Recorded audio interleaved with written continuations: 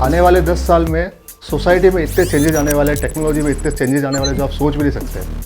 तो फ्यूचर में जो इमर्जिंग टेक्नोलॉजी है आज के टाइम में, उनसे सोसाइटी में बहुत सारा इम्पैक्ट पड़ने वाला है। जो हमारे तरीके काम करने के, जो बिजनेस प्रोसेस है वो चेंज हो जाएंगे। तो इमर्जिंग टेक की जब बात करते हैं तो टॉप 5 इमर्जिंग टेक जो है वो है VR, AR, blockchain, cloud computing, robotics और क्रिप्टो करेंसी। और ब्लॉकचेन क्रिप्टो करेंसी जो है सबसे ज़्यादा पॉपुलर बज़वर्ड भी है, जिनकी लोग ज़्यादातर आज के टाइम में बातें करते हैं। यूथ काफ़ी एक्साइटेड है क्रिप्टो करेंसी को लेके, ब्लॉकचेन को लेके। कई सारे IT कंपनीज में ब्लॉकचेन को लेके काम हो रहा है। ब्लॉकचेन डेवलपमेंट में सैलरी जो है वो आपका जो इंडस्ट्री है, ट्रेडिशनल इंडस्ट्री, उससे 5 से 10 गुना ज़्यादा मिलती है। तो आज हम बात करने वाले ब्लॉकचेन है क्या, ब्लॉकचेन टेक्नोलॉजी क्या है, इसकी स्टार्ट कैसे हुई और इतना ज़्यादा एक्साइटमेंट इसके लिए क्यों है, क्यों लोग इतना इन्वेस्ट कर रहे हैं, क्यों इस पर VC फंडिंग हो रही है और क्यों लोग इस पर जॉब करना चाहते हैं। सो ब्लॉकचेन जो है देखा जाए तो एक डेटा स्ट्रक्चर है, एक डेटाबेस है, एक लेजर है।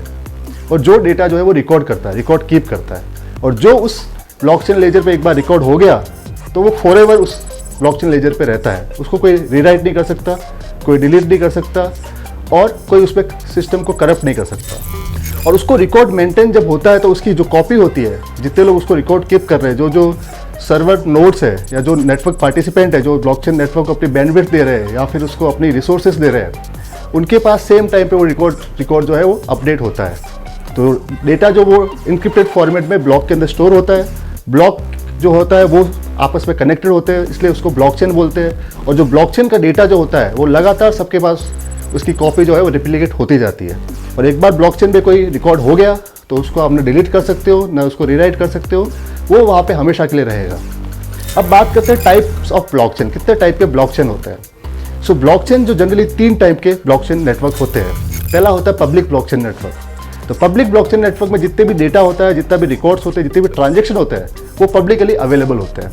उसमें उनके पब्लिक एक्सप्लोरर पे जाके कोई भी सर्च कर सकता है। जैसे बिटकॉइन ब्लॉकचेन पब्लिक ब्लॉकचेन होता है, इथेरियम ब्लॉकचेन पब्लिक ब्लॉकचेन होता है। तो आपको किसी का इथेरियम एड्रेस पता है तो आप उसके एक्सप्लोरर में जाके उसका एड्रेस डाल सकते हो।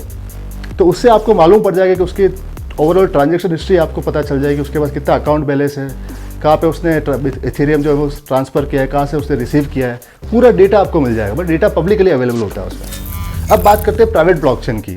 तो जो बड़ी IT कंपनीज वगैरह है वो तो अपना डेटा पब्लिक नहीं करेगी, तो वो अपने लिए प्राइवेट ब्लॉकचेन के इंफ्रा पे काम करती है। उसमें डेटा का access limited set of participant के पास होता है। जिनको वो अलाउ करते हैं उनको वो डेटा का एक्सेस मिलता है।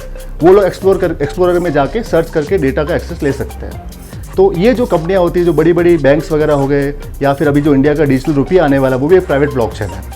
अब अपन थर्ड जो ब्लॉकचेन की बात करते हैं, कंसोर्शियम ब्लॉकचेन। तो कंसोर्शियम ब्लॉकचेन में क्या होता है कि कई सारे लोग मिलकर, ग्रुप ऑफ कंपनीज मिलकर एक ब्लॉकचेन बनाती है, उसमें डेटा का एक्सेस जो होता है आपस में शेयर करती है, तो उसको कंसोर्शियम ब्लॉकचेन बोलते हैं। तो ये तो 3 टाइप के ब्लॉकचेन नेटवर्क हो गए। अपन बात करते हैं ब्लॉकचेन की प्रॉपर्टीज़ क्या होती है। क्या प्रॉपर्टीज़ ब्लॉकचेन की इतनी बढ़िया है कि लोग जो बड़े बड़े बिजनेस प्रोसेस है उसके ऊपर मूव करना चाहते हैं। पहला जो उसकी प्रॉपर्टी है वो सिक्योरिटी आर्किटेक्चर बहुत खतरनाक है उसका। उसमें जो है वो इंक्रिप्शन हैश वगैरह यूज होता है, जिसको ब्रेक करना काफ़ी मुश्किल होता है। इसलिए उसको बिटकॉइन के नेटवर्क की सिक्योरिटी इतनी टाइट है कि उसको आज तक कोई ब्रेक नहीं कर पाया। तो ये जो सिक्योरिटी का उसका प्रॉपर्टी है, उसकी वजह से भी लोग काफ़ी ज़्यादा उसमें मूव करना चाहते हैं। सेकंड बात करते हैं इसके आर्किटेक्चर के अंदर, तो बिटकॉइन में डेटा अवेलेबल हो जाता है सबको सेम टाइम पे, तो डाउन टाइम नहीं होता। तीसरी जो इसकी प्रॉपर्टी की बात करते हैं तो इसमें जो डेटा होता है वो आप उसको प्रूफ कर सकते हो कि वो डेटा आपका है, तो प्रूफ ऑफ ओनरशिप उसमें आपको मिल जाती है। चौथा उसमें है कि डेटा का एक्सेस आप डिसाइड कर सकते हो किसको आपको डेटा का एक्सेस देना है, किसको नहीं देना। तो अल्टीमेटली सिस्टम जो है उस पर ट्रस्ट बिल्ड हो जाता है, सिस्टम में करप्शन होता है वो खत्म हो जाता है।